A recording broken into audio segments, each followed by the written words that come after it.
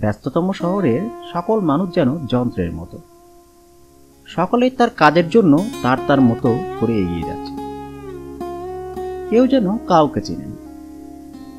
এই শহরের 17 নম্বর গলির 2 নম্বর বাড়িতেই আমার আবাসিক। আপন বলতে শুধু একটি ছেলে, আর ছিল সুখ দুঃখের সাথী একজন, যে কিনা সৃষ্টিকর্তার ডাকে সাড়া দিয়ে ওপারে গেছে 5 বছর। একমাত্র ছেলেটাও এই শহর থেকে আরো ভালো থাকার জন্য বড় শহরে পাড়ি দিবে বলে রাগারাগি করে সেই যে বাড়ি থেকে বের হলো আর ফিরল। ফোন নাম্বারটা আমার কাছে থাকলেও বুক ভরা অভিমানের জন্য কোনোদিন ফোন করা হয়নি। সেও কোনোদিন আমাকে ফোন করেনি। বাড়িতে রান্নার জন্য একমাত্র মানুষটিও হলাম আমি। তাই পাশের রবিদার দোকানে সকালের 2টো বিস্কুট আর 1 কাপ চাতেই নাস্তাটা সেরে দিই। রবিদা, দাও দাও, প্রতিদিনের স্পেশাল নাস্তাটা আমাকে দাও তো। শোনো, বয়স তো অনেক হলো, এবার কাউকে নিয়ে এসো যে তোমাকে রান্না করে খাওয়াবে। এভাবে প্রতিদিন আমার দোকানে সকালে 2টা বিস্কুট, রাতে 2টো রুটি খেলে তোমার শরীর খারাপ হয়ে পড়বে।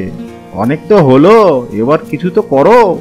তুমি তো জানো আমার আপন বলতে ছিল 2জন, একজন তো ওপারে, আর একমাত্র ছেলে তাও থেকেও নেই। এই বয়সে আর কিছু করতে তেমন ইচ্ছে করে না। তোমার ছেলেকে এনে অন্তত তাকে বিয়ে দিয়ে দাও, একটা বউ আনো, তাহলে তোমার কষ্টটা হয়তো কিছুটা কমবে। তার কথায় কোনো উত্তর না দিয়ে সোজা অটোর দিকে রওনা করলাম। আর একটু দেরি করলে আমার প্রতিদিনের কাস্টমারটা হারিয়ে ফেলব। আকাশের যে অবস্থা, তাতে মনে হচ্ছে আজ প্রচন্ড বৃষ্টি হবে। আজ আর কাউকে গাড়িতে উঠাবো না, সোজা বাড়িতে যাব। খোলা রাস্তা দিয়ে সোজা বাড়ির উদ্দেশ্যে রওনা করলাম।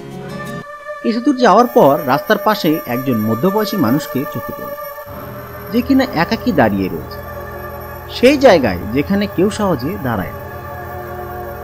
গাড়িটা নিয়ে কোথাও দাঁড়াতে না চাইলেও এই আবহাওয়ার জন্য সেখানে দাঁড়িয়ে গেল।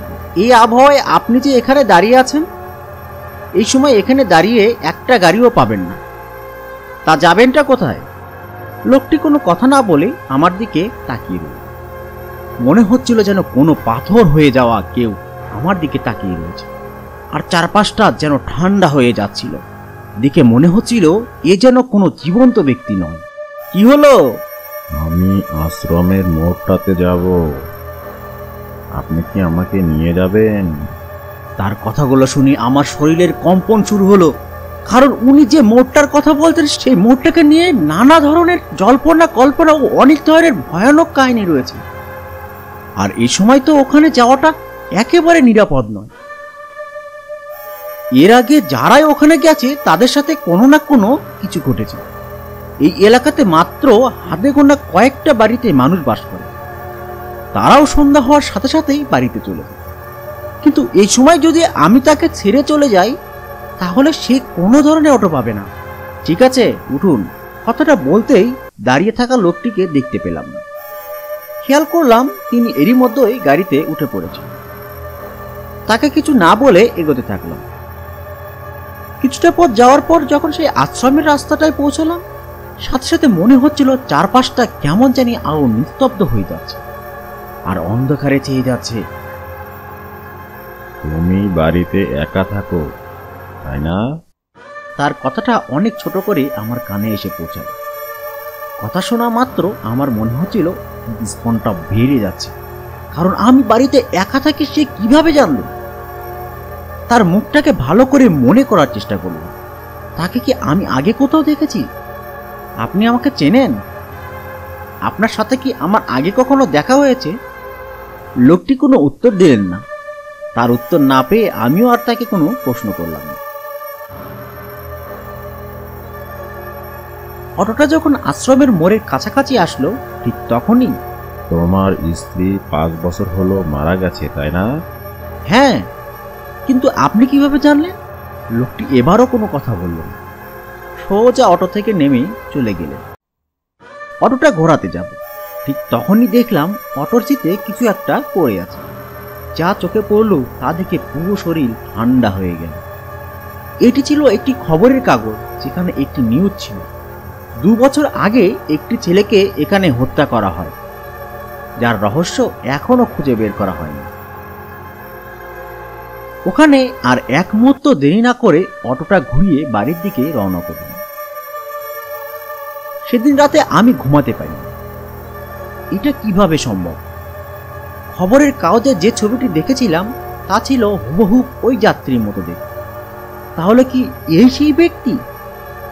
চোখটা আর খুলে রাখতে পারলাম না। পরদিন সকালে যখন অটোতে বসলাম, দেখলাম সিটের কোনায় একটি চিরকুট ছিল এবং তাতে লেখা ছিল, তুমি তোমার ছেলেকে ফোন করো, সে তোমার ফোনের জন্য ছটফট করছে। যদি ফোন না করো তাহলে হয়তো তাকেও সারা জীবনের জন্য হারিয়ে ফেলবে। আর এক মুহূর্ত দেরি না করে সকল অভিমান ভুলে ছেলেকে ফোন করলাম।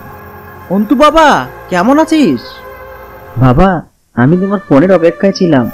তুমি যদি এখন ফোন না করতে তাহলে হয়তো আমি পাগল হয়ে যেতাম আর নিজের ক্ষতি করে ফেলতাম। তুই এখনই বাড়ি চলে আয়। বাবা, আমি এখনই রওনা দিচ্ছি।